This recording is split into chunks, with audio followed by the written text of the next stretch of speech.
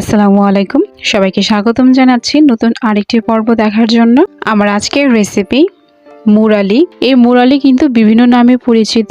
একে অনেকে আঙ্গুলি বা খুরমাও বলে থাকে। সাধারণত গ্রামের যখন মেলা হয় তখন এই খাবারটা পাওয়া যায়।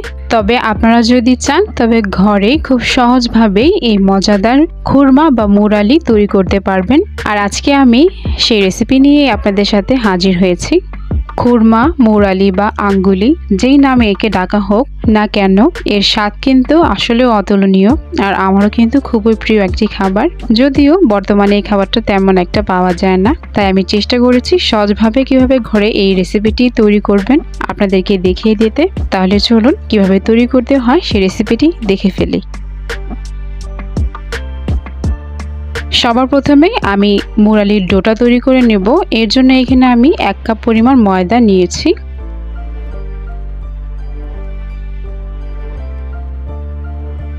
এখানে আমি দিয়ে দিচ্ছি সামান্য কিছুটা কালো জিরে, এতে করে এই খুরমার টেস্টটা কিন্তু অনেক ভালো আসে। এখানে আমি দিয়ে দিচ্ছি স্বাদমতো কিছুটা লবণ।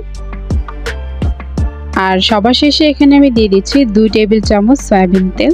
1 কাপ ময়দার জন্য 2 টেবিল চামচ সয়াবিন তেল ব্যবহার করতে হবে, তাহলে কিন্তু এই মুরালির ডোটা একদম পারফেক্টলি তৈরি হবে। তো এখন আমি তেলের সাথে এই ময়দাটাকে খুব ভালো করে মিশিয়ে নিব। আর অবশ্যই হাত দিয়ে ডলে ডলে খুব ভালো করে মিশিয়ে নিতে হবে, এতে করে মুরালিটা কিন্তু পারফেক্ট হবে। আমি খুব ভালো করে ডলে ডলে তেলটাকে ময়দার সাথে মিশিয়ে নিয়েছি। তো আমার এই খামিরটা তৈরি করা হয়ে গিয়েছে। আপনারা দেখতেই পাচ্ছেন, যখন হাত দিয়ে আমি কিছুটা পরিমাণ উপকরণ এভাবে চাপ দিচ্ছি, একটা শেপ ধারণ করছে।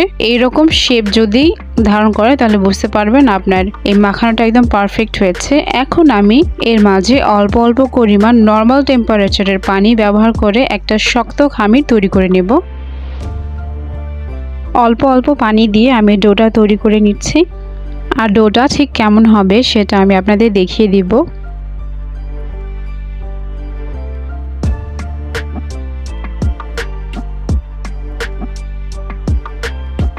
আমার ডোটা তৈরি হয়ে গিয়েছে, আপনারা দেখতেই পাচ্ছেন এটা কিন্তু একটু শক্ত ডো হয়েছে।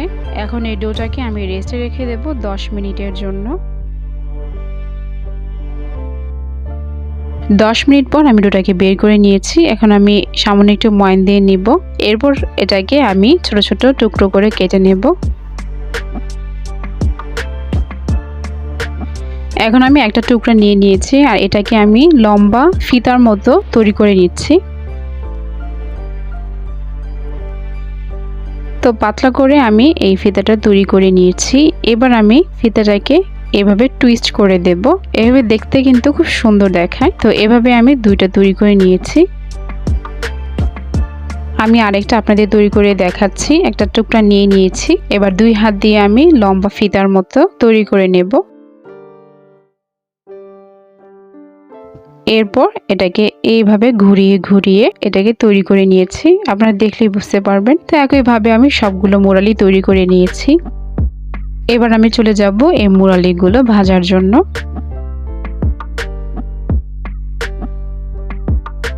ভাজার জন্য আমি পর্যাপ্ত পরিমাণ তেল নিয়ে নিয়েছি।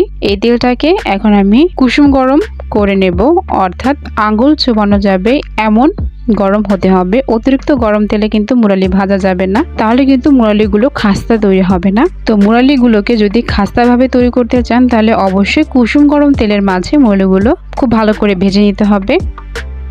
আমি আঙ্গুল দিয়ে চেক করে নিচ্ছি তেলটা কুসুম গরম হয়েছে। এখন আমি এর মাঝে সেই মুরালিগুলো দিয়ে দিব।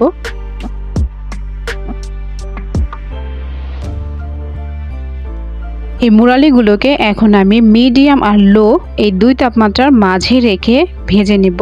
আর এই মুরালিগুলো ভাজতে 12 থেকে 15 মিনিট মতো সময় লাগতে পারে। অবশ্যই এই মুরালিগুলোকে অল্প আঁচে খুব ভালো করে ভেজে নিতে হবে, এতে করে মুরালিগুলো খাস্তা তৈরি হবে, ঠিক যেমন আমরা মেলায় খেয়ে থাকি। তো আপনারা দেখতে পেলেন আমি যখন দিয়েছিলাম এই মুরালিগুলো তেলের মাঝে তখন কিন্তু কোনো বুদবুদ সৃষ্টি হয়নি। তবে 4 থেকে 5 মিনিট পর এরকম বুদবুদ সৃষ্টি হবে। আর এই মুরালিগুলোকে একটু সময় নিয়ে ভাজতে হবে, এতে করে মুরালিগুলো খাস্তা তৈরি হবে।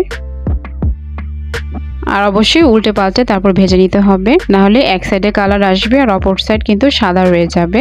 আপনারা দেখতেই পাচ্ছেন মুরালিগুলো কিন্তু ভাজার কারণে অনেকটা ফুলে গিয়েছে। তো এখন আমি আরো অল্প একটু সময় এটাকে ভেজে নেব, হালকা একটু কালার আসা পর্যন্ত।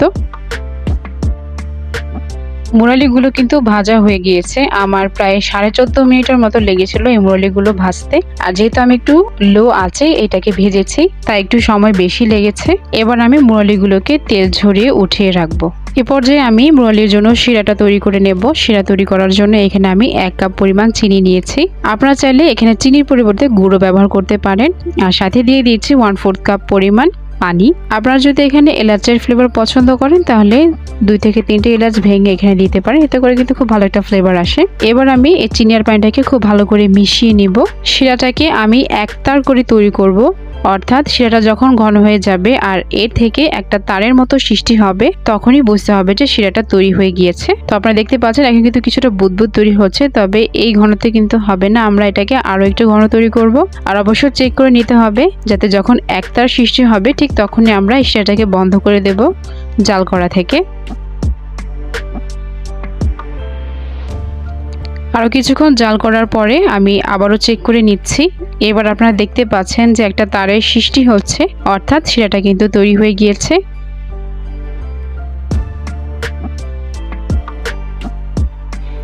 এবার আমি তৈরি করা শিরার মাঝে মুরালিগুলো দিয়ে দিচ্ছি। আর মুরালিগুলো যখন দিব তখন চুলার আঁচ কিন্তু আমি একটু বাড়িয়ে দিয়েছি, মিডিয়াম করে দিয়েছি। আর চামচ দিয়ে নেড়ে চেড়ে খুব ভালো করে চিনির শিরার সাথে এই মুরালিগুলোকে মিশিয়ে দিচ্ছি যাতে খুব ভালো করে চিনির কোডিংটা হয়ে যায়। খুব ভালো করে নেড়ে চেড়ে চিনির শিরার সাথে আমি মিশিয়ে দিচ্ছি। এবার আমি চুলাটাকে বন্ধ করে ঢেকে রেখে দেব যাতে শিরাটা খুব ভালো করে এই মুরালির চারপাশে কোড হয়ে যায়। তো আমার মুরালিটা কিন্তু তৈরি হয়ে গিয়েছে, আপনারা দেখতে পাচ্ছেন চিনিটা কত সুন্দর করে এই মুরালির চারপাশে লেগে গিয়েছে। চেষ্টা করেছি একদম সহজভাবেই এই মজাদার মুরালির রেসিপি আপনাদের সাথে শেয়ার করার জন্য। আর আপনারা তো দেখতে পারলেন মুরালিটা ঠিক কতটা সুন্দরভাবে তৈরি হয়েছে। তো আমি দেখিয়ে দিচ্ছি মুরালিটা ঠিক কতটা খাস্তা তৈরি হয়েছে।